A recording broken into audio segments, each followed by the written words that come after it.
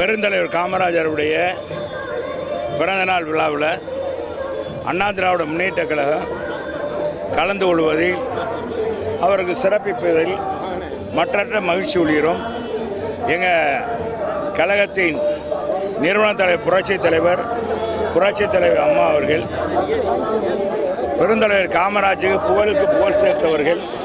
அதே மாதிரி எங்களுடைய கழகத்தின் பொதுச் செயலாளர் முன்னாள் முதலமைச்சர் மாண்புமிகு எதிர்க்கட்சி தலைவர் வருங்கால தமிழகத்துடைய முதலமைச்சருமான புரட்சி தமிழர் எடப்பாடியார் அவர்களும் பெருந்தலைவர் காமராஜருடைய புகழுக்கும் அந்த சமுதாயத்துக்கும் மிகப்பெரிய தொண்டாற்றியவர் என்பதை நாடு மறக்காது.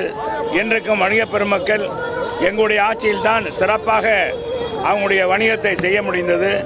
இன்றைக்கு ரவுடிகள் தொல்லைகள் குறைக்கப்பட்டது. எங்களுடைய ஆட்சியில் ரவுடிகளே இல்லை என்ற நிலையை அம்மா அவர்கள் உருவாக்கினார்கள். அதே மாதிரி புரட்சி தலைவரும் அதே மாதிரி தான். புரட்சி தலைவர் அடுத்த நம்முடைய புரட்சி தமிழர் எடப்பாடியாரும் இருவரும் தலைவருடைய வழியில் கழகத்தை வழிநடத்துவோ ஆட்சியும் சிறப்பாக நடத்தினார்கள். எங்கள் கட்சியில் அண்ணா எல்லா பேருமே இந்த கட்சியில் எல்லாருக்கும் பதவி உண்டு. எங்கள் மாவட்டத்துடைய துணை செயலாளரே இந்த சமூகத்தை சேர்ந்தவர் என்பதும் இந்த பெருமையோடு நான் தெரிவித்துக் கொள்கிறேன். ராஜா அவர்கள் இந்த கழகத்தில் நீண்ட நாள் பொருளாளராக இருந்து துணை செயலாளராக மாறி இருக்கிறார். அது மட்டுமல்ல, பெருந்தலைவர் எல்லா சமுதாயத்திற்கும் அப்பாற்பட்டவர், எல்லா மதத்திற்கும் அப்பாற்பட்டவர். இந்த நாட்டிலே படிக்கணும், ஏழை பாளைகள் படிக்கணும், கல்வி செல்வம் தான் அழியாத செல்வம் என்ற அடிப்படையில் மதிய உணவு திட்டத்தை கொண்டு வந்தார். அவர் வழியில் புரட்சித் தலைவர் எம்ஜிஆர் அவர்கள் சத்துணவு திட்டத்தை கொண்டு வந்தார்கள்.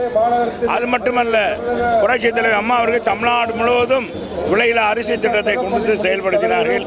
அது இன்றைக்கு கல்வி புரட்சி என்பதே புரட்சி தலைவர் காலம் தொட்டு புரட்சி தலைவர் அம்மா காலம் வரை இன்றைக்கு எடப்பாடியார் காலத்திலும் அது தமிழகத்திலே மிகப்பெரிய அளவுக்கு இந்த கல்வி வளர்ச்சிக்கு உறுதுணையாக இருந்திருக்கிறோம்.